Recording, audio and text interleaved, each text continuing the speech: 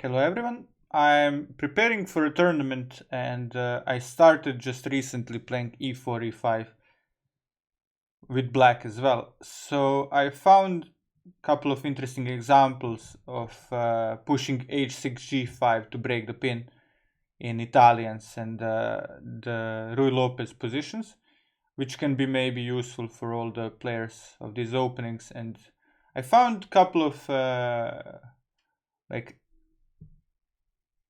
axioms, let's call it, or some kind of ideas that will be always true in this case when taking on g5 is possible and when it's not. So first we will go over one position where taking on g5 would not be good and would be an actual true mistake. So the position here is that bishop is attacked, of course, and we can sacrifice on g5. However, after the pawn takes and bishop takes, rook g8 is a very nice idea here for black. So pin is either broken right away, so if you try bishop h4, then a move bishop g4 will happen. Of course, one could try to take on g4, but I will take with the rook, right? So this would not work in this case. And don't forget that you are down material, so bishop f6 will not work because I will just go take with the queen, and now bishop f3 will be a huge threat if you move, and bishop h3 as well, so I can choose, and yeah, it's going to be a terrible position for white. So here, if we tried with some passive moves such as queen e1, of course knight d4 will happen, and huge problems happen on c2 square, so we can't play like that. So better to play queen d2, right, to defend without losing further tempies with knight d4. But here after bishop f3 we can see why this rook on g8 was an important move, because after bishop g3, knight h5, the threat is to take on g3 and then take again on g3 because f pawn is pinned. So even though the bishop is hanging, this is possible, and now queen h4 is just delivering checkmate. Alright, so bishop h4 would be losing, but we can see here the move h4, which seems to prolong the pin. However, here rook g5 is a very strong move. As Gotham Chess would say, he sacrificed the rook, but in this case it's for the king. So it's very important to notice the king being incredibly weak, the white king being incredibly weak. No pieces around it. Bishop g4 again. Best move, as f3 is not possible because of the pin. Queen has to move. And now, not knight d4, even though knight d4 I would say is also very strong, but simple knight h5 and threatening to jump to f4 and queen g5. And if some kind of active moves are tried, there is nothing you can do here to even, kind of pretend that you're active. For example, d4, bishop takes, c3, I go back, and I will play knight f4 and queen g5. In the case that you tried with c3 and then to push d4, I can go knight f4, and after d5 I will just go queen g5, and now you can take my bishop, but you will get mated here, as I'm just adding more and more attackers. So that's game over.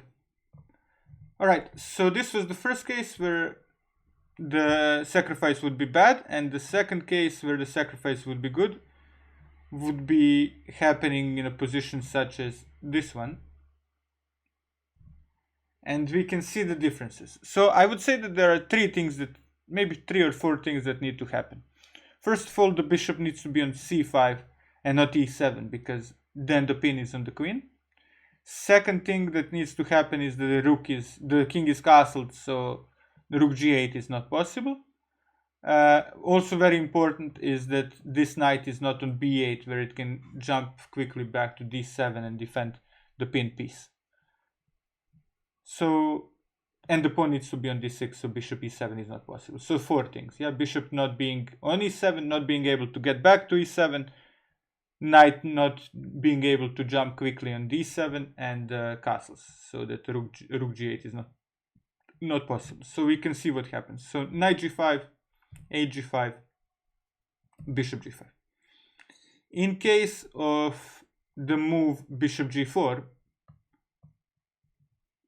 which seems like it's an active move, we can stop the video here and find the tactical refutation of this move. The tactical refutation is bishop f6, just winning the piece, as the bishop on g4 is hanging. So bishop d1, bishop d8, bishop c2, and we can go back to f6 if we don't want to further go to bad squares, but also winning a pawn here is possible. Of course, rook c8 just met with knight d5, and we're up 2 pawns, which is pretty solid. Or we can just go to f6, and we are up a pawn with very simple and very strong position as well. So bishop g4 is not possible, meaning that the other side needs to play something passive, more passive.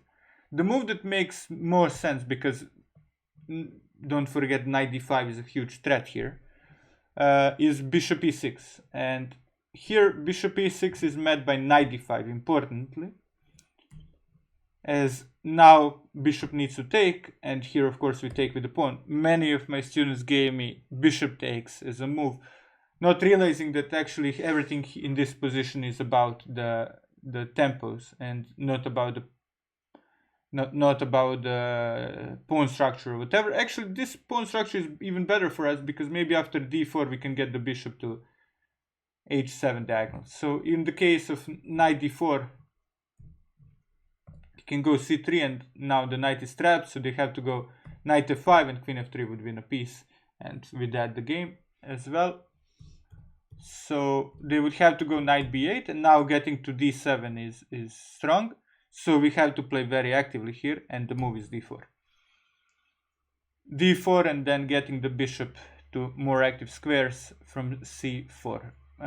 In the case of bishop takes, we go a4, and now even the rook can go to active squares as well. So in the case of knight bd7, we can trap the bishop, so we go c3 and a5, so we are winning material. Of course, if the bishop went to c5, we start with b4, then a5, that would win the game. And in the case of, for example, move like a6, rook a3, rook getting to g3, and then the king is just way too weak there with all the pins happening, and we would win the game. Rook f3 also is not too bad, right? So let's not forget that as well as a possibility. So if the pawn took, then we play bishop d3, and now with the queen potential landing on f5, we will just have a field trip here. Knight d7, queen f3, and with the queen either jumping to g3 or f5, it's over. They have way too many problems in their position to deal with. For example, if king g7, we can start with taking and then getting another rook active. So queen f3, okay, queen g3, king h6, queen h3, and f4. This is good enough. We are checkmating. And in the case that they took here with the knight, it's a little bit more difficult, but yeah, queen g3, maybe getting the queen to g5, let's say queen h4, queen g5, maybe even getting the queen to h6 will help. And for example, now just getting one rook to g3 would lead to a win without many problems. Yeah, so for example, rook d1, bishop f5, and rook d3, while the opponent really doesn't have time to react in any kind of substantial manner. So let's just try, yeah. Yeah, only move that doesn't allow rook d3 is rook e3, but this won't happen. So if they went rook e5 trying to take our bishop, we just go rook d3, and then we will checkmate with rook g3. And that's the game. So that would lead to the position in the case of bishop g5. Of course, the move king g7 won't be good, as knight d5 is allowed, so there is not much that they can do in this position. Otherwise, like rook e8 seems okay, but this is holding only for now, as we can just go queen f3, adding another attacker, and they are super pinned here. We can just go h4, h5, h6 here, or king h1, g4, rook g1, rook g3. They're just playing for absolutely nothing in this position, and with the pins being permanent, as they can't even play knight e7 because this would just hang on f6. So this is one way, and important to mention is that even in this position, bishop g4 needs to be met only by bishop f6. So this is one thing that we need to find. Of course, maybe queen d2 is also possible, as this forces bishop back to e6. Yeah, so this is also fine, of course. But yeah, why not just win the endgame? Hope you enjoyed. This was kind of an interesting idea, maybe that is not commonly taught on YouTube, and something that you can get only by good coaching and somebody that does their work by themselves. With that being said, here above my head are the ways to contact me if you like. If you already haven't, comment, like, subscribe, and book a lesson if you wish. I'm always free for coaching, and I would help everybody for a good fee. That is, of course, kind of a fair fee, I would say. Yeah. So okay, thank you, and see you soon for another video. I'm going to a tournament, so I pre-recorded a couple of videos. So we shall see you next time with some chess tools for improving your game. Thank you for watching, and see you soon.